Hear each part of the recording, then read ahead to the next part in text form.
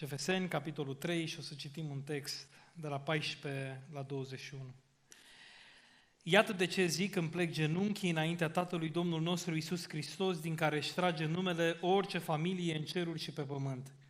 Și îl rog ca potrivit cu bogăția slavei să vă facă să vă întăriți în putere prin Duhul Lui, în omul dinăuntru, așa încât Hristos să locuiască în inimile voastre prin credință. Pentru că, având rădăcina și temelia pusă în dragoste, să puteți pricepe împreună cu toți sfinții care este lărgimea, lungimea, adâncimea și înălțimea și să cunoașteți dragostea lui Hristos care întrece orice cunoștință, ca să ajungeți plini de toată plinătatea lui Dumnezeu. Iar acelui ce prin puterea care lucrează în noi poate să facă nespus mai mult decât cerem sau gândim noi, a Lui să fie slava în biserică și în Hristos Iisus, din neam în neam, în vecii vecilor. Amin. E din nou o bucurie, o onoare să fiu aici împreună cu voi. Mi se pare mie că trebuie să lărgiți cumva biserica, că nu încăpeți, sau să faceți două programe imediat.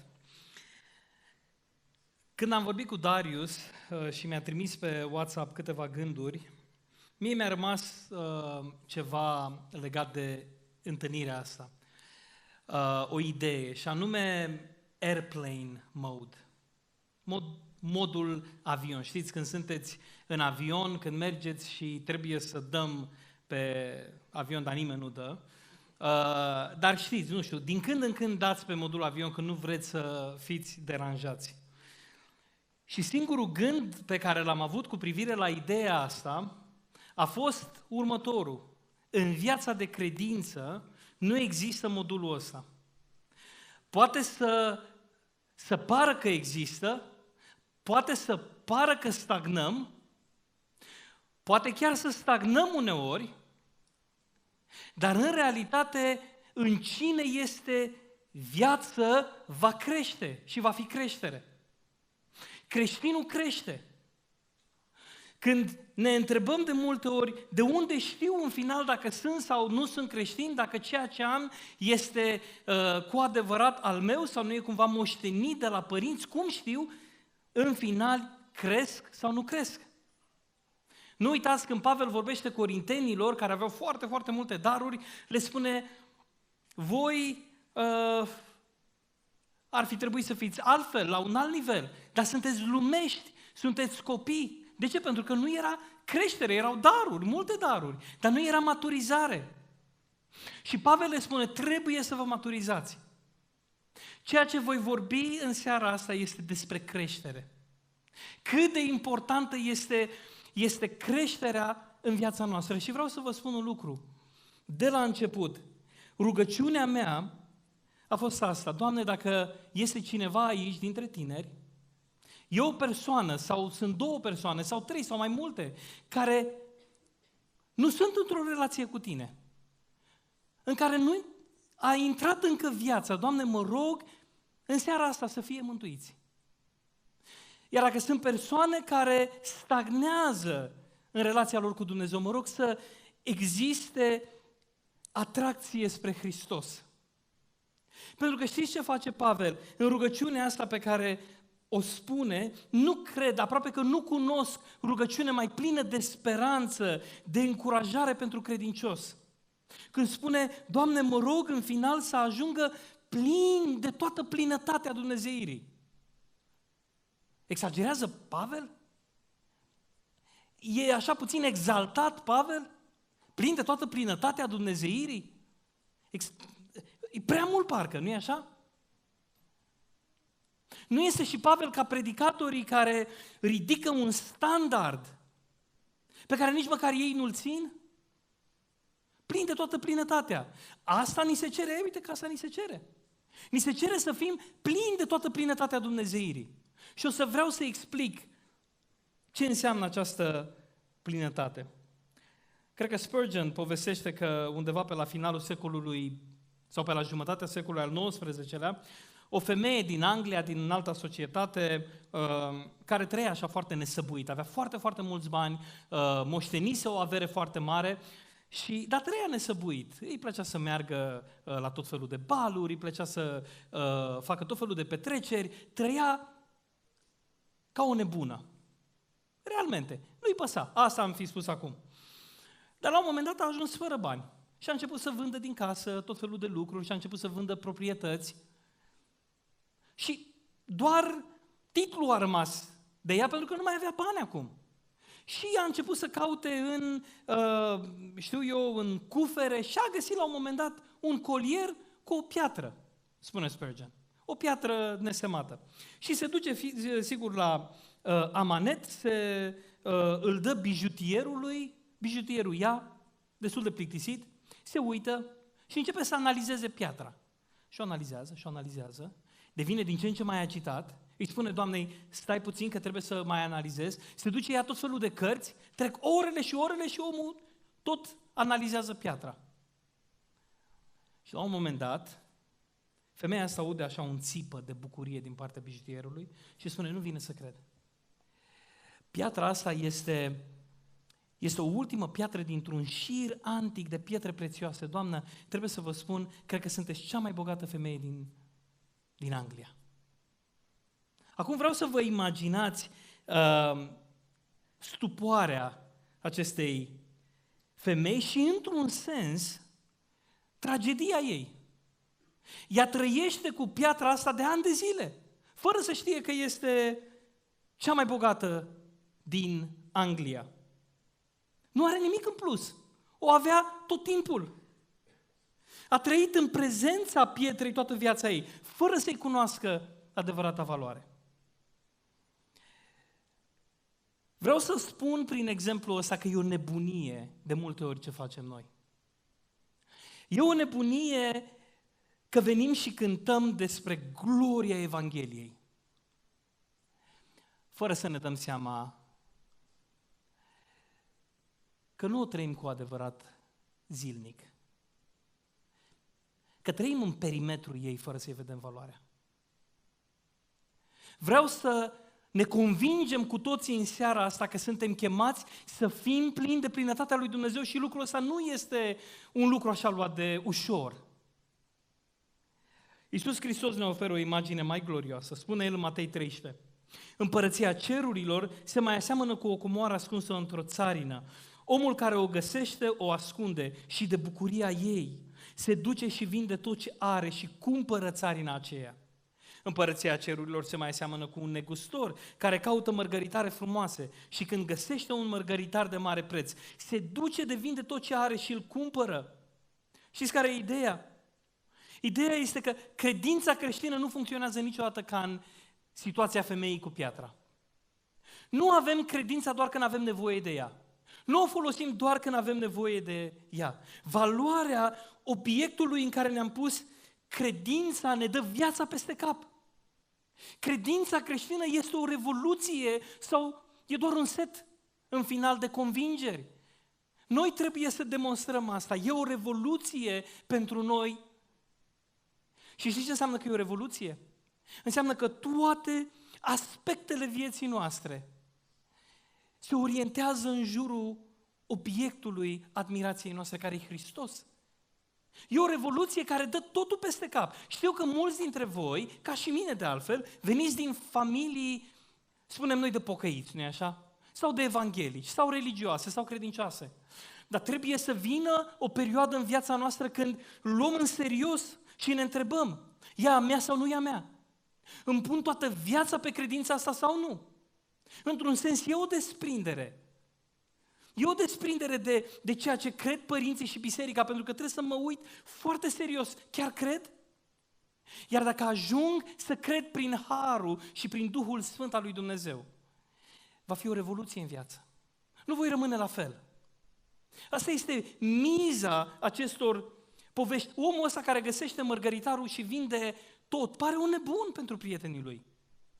Cum să vinzi un lucru, cum să-ți vinzi casa, să-ți vinzi tot pentru o proprietate? Credința creștină, să știți că va începe să fie o nebunie pentru colegii noștri. Să știți, credința creștină nu poate produce creștini indiferenți. O, da, avem etape, dar niciodată nu va produce creștini cinici, creștini plictisiți. Cea mai mare contradicție în termeni e creștinul nefericit. Creștinul care băltește. Creștinul pe care nu mai mișcă nimic. O, da, este o împietrire. Dar când creștinul simte mirosul împietririi, se sperie, se înfioară, fuge la Hristos. Și așa cum v-a spus Iosua, fuge în comunitate. Știți care este diferența dintre, cred că v-am zis și data trecută lucrul ăsta, de ce sunt mai multe oi în lume? Pentru că oile au păstori, lupii n-au păstori. Fugim, stăm împreună. Spune Domnul Iisus, cine crede în mine, din inima lui vor curge râuri de apă vie, cum zice Scriptura. Și vreau să fim sinceri cu noi. Pentru că eu știu, vorbesc cu foarte mulți tineri ca și voi. De multe ori vă uitați în viețile voastre și știți că e secetă. Mai ales la început de an spuneți, mă voi apuca de citit Biblia și voi fi consecvent. Și știți că nu sunteți. Mă voi ruga pentru că știu că am probleme cu rugăciunea. Și știți că veți minți despre rugăciune. Știți de ce știu atât de bine? Pentru că e povestea mea. Atât de mult timp m-am întrebat de ce e atâta secetă. Și când citesc astfel de rugăciuni ca al lui Pavel, Doamne, umple-i de toată plinătatea. Mă frustrează. Nu vă frustrează și pe voi? Care-i calea? Ce trebuie să facem? Despre asta vreau să vorbesc. De ce ajungem în starea asta? Vedeți, asta este rugăciunea lui Pavel pentru Efeseni. Le spune, după ce, mai ales în capitolul 1, e așa o recapitulare frumoasă a Evangheliei, le spune cum i-a luat Dumnezeu și i-a făcut fii, i-a făcut moștenitori, le-a oferit totul.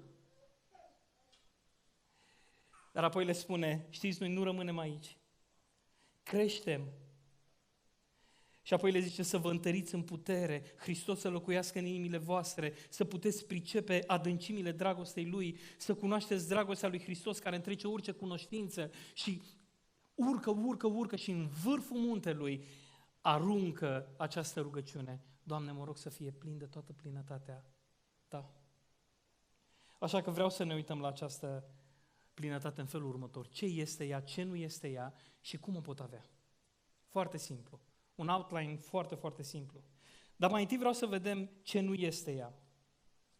O să auziți, eu sper să nu aveți de-a face cu astfel de oameni, dar o să auziți oameni care se uită la textul ăsta și spun așa, vedeți, ăsta este argumentul cel mai mare că suntem chemați să trăim o viață perfectă. Nu știu dacă ați auzit, dar în anii 2000, în anii 90 și în anii 2000, cel puțin în București, dar cred că în toată țara, erau cei care se numeau perfecționiști. Și ei spuneau, viața poate fi trăită perfect, aici, pe pământ.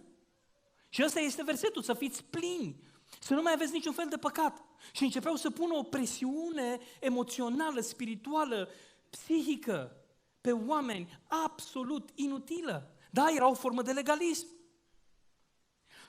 Pentru că oamenii ăștia nu au citit bine Vechiul Testament în lumina lui Galateni mai ales, în care ni se arată atât de clar că legea nu a fost dată pentru mântuire.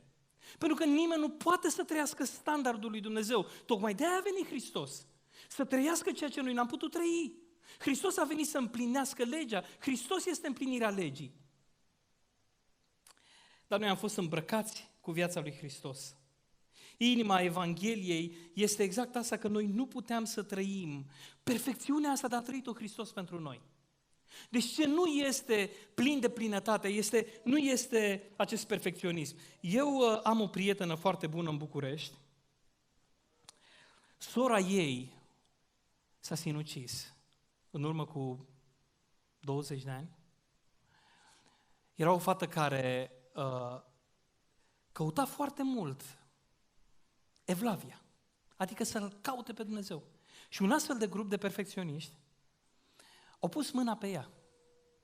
Și așa o presiune au pus pe ea, încât ea și-a pierdut mințile. Nu e o glumă. Și în final s-a sinucis. Fac această paranteză doar ca să vă atrag atenția asupra unui aspect. Doctrina e importantă. Studiem acum Fapte, capitolul 16, chiar săptămâna asta și mi-aduc aminte, dacă vă aduceți aminte, Pavel când este în Filipi, scoate un duh necurat, un duh de ghicire dintr-o roabă. Vă rog, aduceți-vă aminte de textul ăla. Știți ce spunea roaba aia? Aceștia sunt oamenii lui Dumnezeu care vă arată calea mântuirii. Spune adevărul. Un duh, un drac care spune adevărul. Și Pavel e enervat de acest drac și îl scoate afară. Ce vreau să vă spun cu asta? Vreau să atrag atenția când diavolul spune adevărul, chiar și când spune adevărul, trebuie să ne împotrivim. Asta face și Domnul Iisus. Când diavolul începe să citeze din Scriptură, nu o răstălmăcește. Sunt oameni care vin, ereziile, știți cum vin? Vin îmbrăcate în foarte mult adevăr. De-aia e foarte important să rămânem aproape de comunitate. E foarte important să ne validăm descoperirile din Scriptură în comunitate. Vă spun în primul rând, aveți mare grijă la astfel de oameni. Pot veni oameni care să vă spună, trebuie să trăiți perfect, trebuie să te chinui, că altfel nu vei fi mântuit. Legalismul e un cancer pentru biserică, să știți. Soția mea, Rodi, care este acum cu mine, mi-a spus că în urmă, nu știu, prin anii 90, pe scara ei locuia o familie de perfecționiști. Și a murit unul din copii. Și mi-a spus Rodi, Luci, ce s-a întâmplat a fost un spectacol aproape macabru. Pentru că toată familia asta încerca să mimeze bucurie. Când aveau sicriu. Și să arate că ei sunt fericiți pentru că ei aveau impresia că nu trebuie să sufere. Câtă deplasare de spiritul Scripturii. Diavolul vrea să ne țină cu orice chip departe de adevăr. Fie să nu-l credem, fie dacă l-am crezut, să devenim fanatici. Plinătatea nu este perfecționism. Ăsta este primul lucru pe care vreau să vi-l spun. Ce nu este această plinătate? Nu e perfecționism. Să știți că vor veni alții mai sofisticați care vor spune, știți, și intră prin teologia carismatică. Ideea asta, foarte New Age, și spun, trebuie să ne contopim cu Dumnezeu prin emoție, prin experiență. Devenim una cu Dumnezeu și în felul ăsta experimentăm plinătatea. Nu, nici la asta nu se referă. Nici la asta nu se referă. Și atunci la ce se referă Pavel? Care este această plinătate la care se referă Pavel și la care suntem noi chemați acum să privim și să ne dorim o astfel de plinătate? Care este? În primul rând, ca să înțelegem cât de ridicolă e pretenția unora că putem, că noi ne contopim cu Dumnezeu, trebuie să înțelegem că când ne gândim la Dumnezeu, sunt elemente din Dumnezeu, sunt atribute ale lui Dumnezeu care nu sunt transmisibile. Vă rog, fiți atenți, să nu vă pierd, că nu e greu. Sunt atribute care nu pot fi transmise, pe care Dumnezeu nu ni le poate transfera nouă. De exemplu, Dumnezeu e etern. Adică nu are început, nu are sfârșit. Atributul ăsta nu poate să ni-l transfere nouă.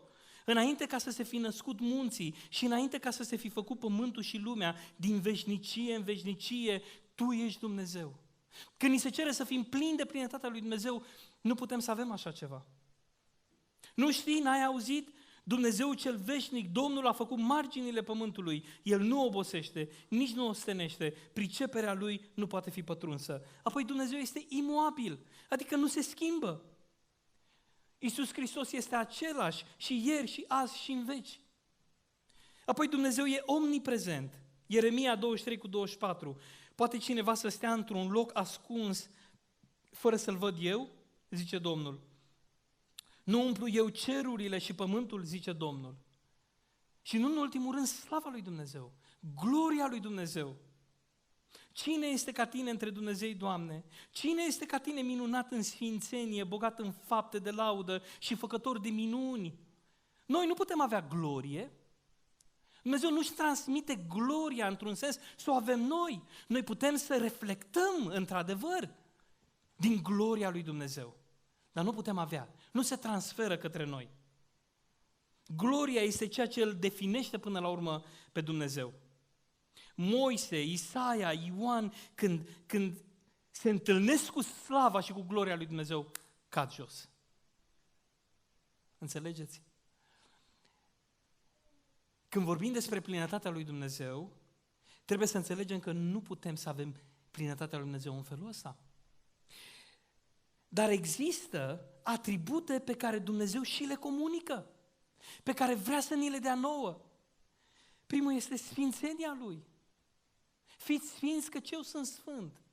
Dumnezeu vrea să ne... Ce înseamnă să ne sfințim? Să-i asemănăm tot mai mult, să ne asemănăm cu El, să ne apropiem de El. Apoi neprihănirea Lui și apoi toată roada Duhului Sfânt, care sunt dragostea, bucuria, pacea, îndelunga răbdare, bunătatea, facerea de bine, credincioșia, blândețea, toate astea sunt în Dumnezeu și ni le transmite nouă. A ajunge plin de plinătatea lui Dumnezeu înseamnă a crește în maturitate, în a fi tot mai asemănător cu Hristos prin a rodi caracterul Lui, prin a crește în asemănare cu El.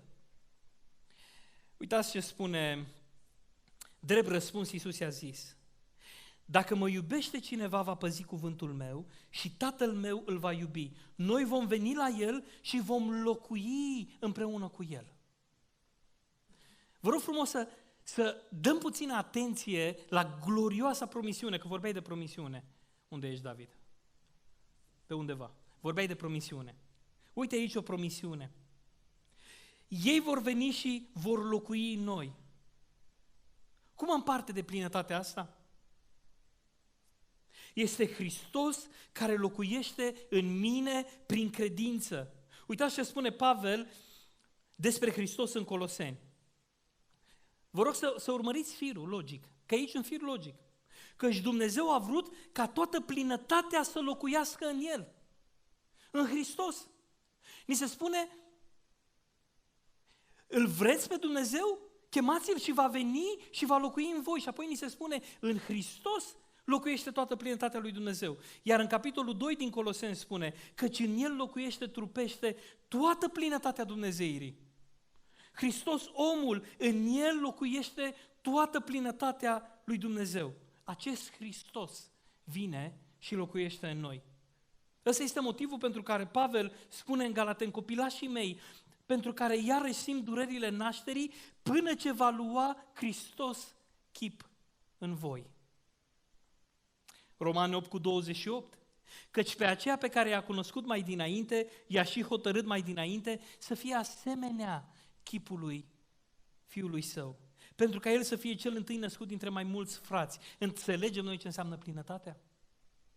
Este să ne asemănăm tot mai mult cu Iisus Hristos. Cred că vă spuneam și data trecută. Și o să o spun și o să o repet. Pentru că imaginea asta o am de la fratele Taloș. Cu cât sunt mai murdar, dar e întuneric în sală, sunt ok cu murdăria pe care o am. Dar dacă cineva gradual aprinde lumina, cu atât văd și dacă îmi pasă de mine, voi vrea să mă curățesc. Cu cât mă apropii de Hristos, cu atât mă curățesc. Plinătatea Dumnezeirii este să mă apropii de El, să-L cunosc pe El. Dar nu este o dizolvare a personalității noastre. Nu, e mai degrabă o invadare. Uitați capitolul 4, Efeseni, Pavel va spune, și El a dat pe unii apostoli, pe alții proroși, pe alții evangeliști, pe alții pastori și învățători, sau păstori și învățători, pentru desăvârșirea sfinților. Scopul este maturizarea noastră. Ce este această plinătate? Este unirea noastră cu Hristos, care să știți că e o taină. Nu știm în final cum funcționează. Relația dintre noi și Hristos este prezentată în Ioan 15. Spune, eu sunt vița, voi sunteți mlădițele, este o relație organică, nu merge altfel. Nu există creștere decât dacă eu sunt în Hristos. Vă rog, fiți atenți puțin la această ilustrație. Eu m-am născut în Mangalia, la mare, mergeam destul de des la mare. Dacă mă duc acum la mare și umplu un borcan cu mare, cu apă, știți ce voi avea în borcanul ăla? Voi avea toată plinătatea mării. Înțelegeți? Că uneori poate nu înțelegem ce înseamnă că toată plinătatea e în noi. Dacă mă duc la mare, am toată plinătatea mării. Înseamnă că am toată marea? Evident nu. Dar am toate proprietățile mării. Toată calitatea e acolo, în borcan. Pot umple și o piscină și piscina va fi plină și borcanul va fi plin. Din acest motiv creștinii sunt foarte diferiți, dar ei se pot apropia în asemănare cu Hristos. Asta înseamnă să fiu plin de toată plinătatea, ca Hristos în care locuiește toată plinătatea să locuiască în mine. Textul ăsta vorbește despre unirea cu Hristos. Pavel în Filipeni spune, vreau să vă spun un singur lucru. Știți ce îmi pasă mie cu adevărat? Într-un timp îmi păsa de cariera mea, spunea el, îmi păsa de câte limbi cunosc, îmi păsa cum sunt văzut de oameni, dar acum toate lucrurile alea le consider ca un gunoi. Și mă interesează un singur lucru, să-L cunosc pe El. Adică să ajung plin de cunoașterea Lui și puterea învierii Lui. Am această curiozitate, vreau să fiu în preajma, în perimetrul puterii învierii Lui. De ce? Pentru că acea putere mă va învia și pe mine. Și vreau să vă întreb, când ne gândim la Hristos, ne gândim în termenii ăștia de comoară? Este El comoara aia pe care am găsit-o și suntem gata să punem la bătaie totul în final? Când Domnul Iisus vorbește despre ucenicie, să știți că în termenii ăștia vorbește. Ești gata să dai tot? Când îl urmează foarte mulți, lui Iisus nu-i pasă atât de mult de numere, ci începe să fie foarte radical. Ești gata să fii ucenicul meu? Textul ăsta vorbește despre unirea noastră cu Hristos. Dar vreau să ajung la ultimul punct. Cum poate fi această plinătate o realitate în viața mea? Că să știți, plinătatea asta este pentru toți. E pentru toți creștinii. Nu e pentru guru, nu e pentru pastori, nu e pentru unii mai aleși, nu. Asta nu este, e un fel de gnosticism, nu. Creștinismul și creșterea e pentru toți. Pavel vorbește în Efeseni unor creștini care fuseseră păgâni, dar care acum au înțeles Evanghelia și le spune, vă rog, nu rămâneți în mediocritate spirituală. Nu rămâneți într-o lene, într-o lentoare spirituală. Și îl rog ca potrivit cu bogăția slavei sale să vă facă să vă întăriți în putere. Asta spune Pavel. Fiți atenți încă o dată. Să vă facă să vă întăriți în putere. Nu spune să vă întărească, era mai simplu. Să vă facă pe voi să vă întăriți. El să vă facă. El să vă dea puterea să vă întăriți. E o tensiune pe care o ține mereu Evanghelia între mântuirea care este doar a Lui, dar și responsabilitatea noastră. Uitați ce spune Petru. Dumnezeiasca Lui putere ne-a dăruit tot ce privește viața și evlavia prin cunoașterea Celui ce ne-a chemat, prin slava și puterea Lui, prin care El ne-a dat făgăduințele Lui nespus de mari și scumpe, ca prin ele să vă faceți părtași firii dumnezeiești. După ce ați fugit de stricăciunea care este în lume prin pofte și după ce le spune că avem totul de plin în El, totul de plin în El, nu trebuie să facem nimic, avem totul, trebuie doar să luăm.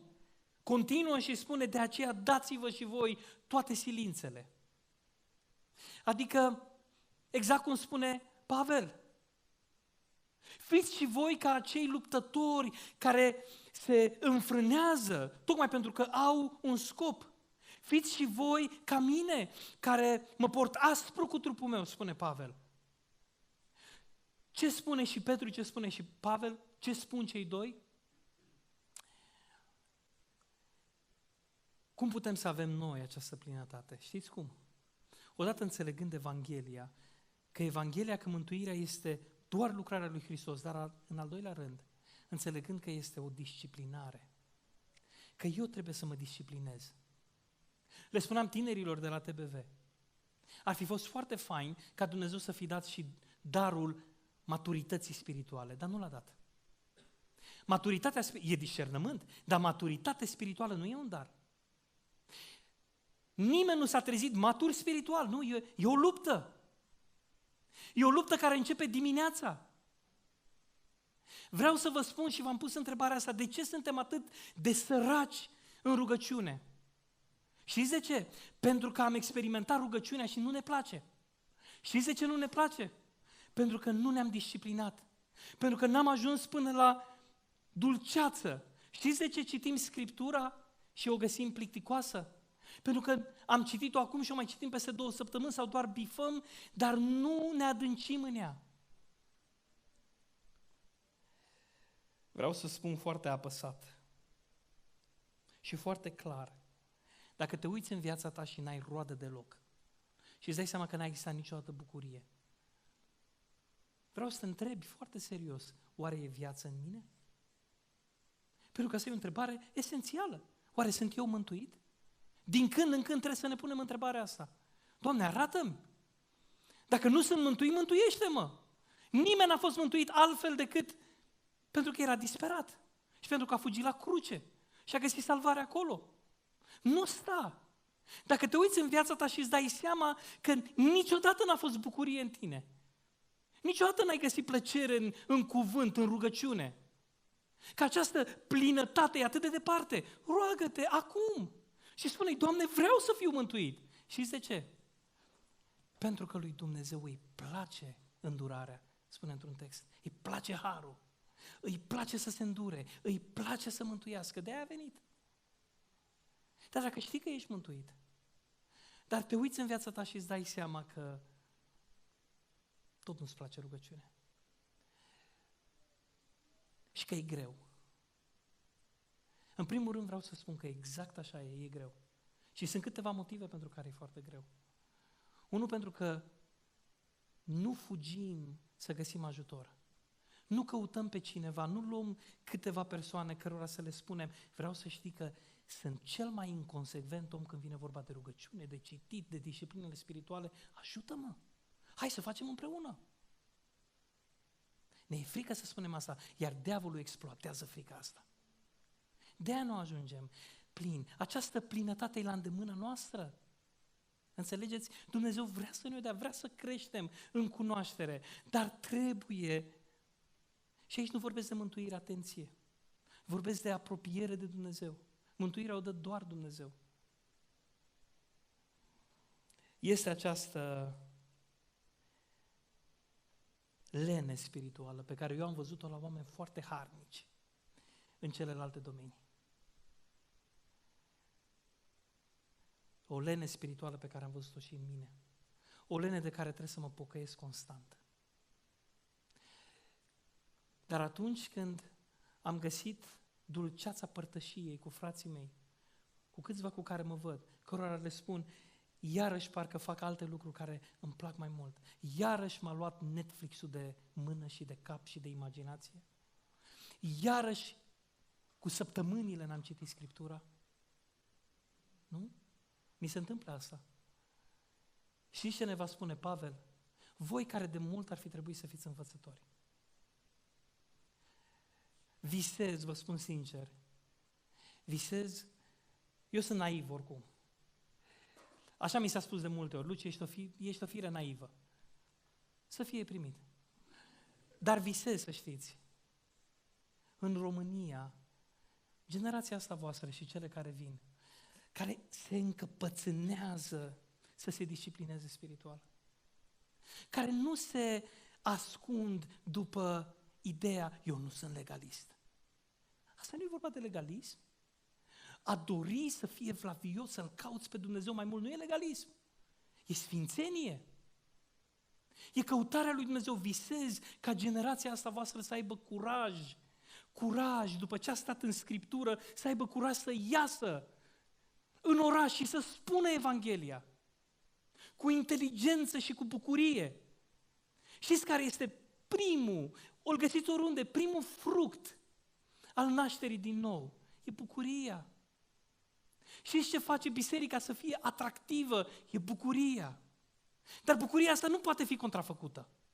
Bucuria asta vine din găsirea, plăcerea de a sta în Scriptură.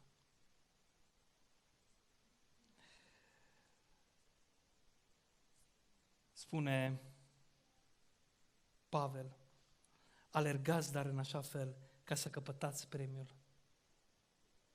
Toți cei ce se luptă la jocurile de obște se supun la tot felul de înfrânări și ei fac lucrul acesta ca să capete cununa care se poate veșteji. Noi să facem lucrul acesta pentru o cunună care nu se poate veșteji.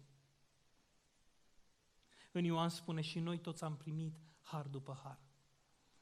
Dragilor, știți care este ideea acestui mesaj? Pavel se roagă, Doamne, mă rog ca acești efeseni să ajungă, să aibă toată plinătatea Dumnezeirii. Și această plinătate nu e perfecțiune, nu e perfecționism, am văzut asta, dar este apropierea și asemănarea cu Hristos. Iar această asemănare cu Hristos înseamnă o hărnicie duhovnicească. Înseamnă o luptă cu lenea spirituală. Înseamnă hotărâre. Așa că vă spun acum, direct, hotărâți-vă să fiți serioși în relația voastră cu Domnul. De mâine, din seara asta. Mai serioși. Rugați-vă, Doamne, Tu îmi cunoști inconsecvențele și prăbușirile și că numai gândul că m-aș apuca din nou să fiu consecvent îmi face rău. Dar, Doamne, dă-mi har. Dă-mi har.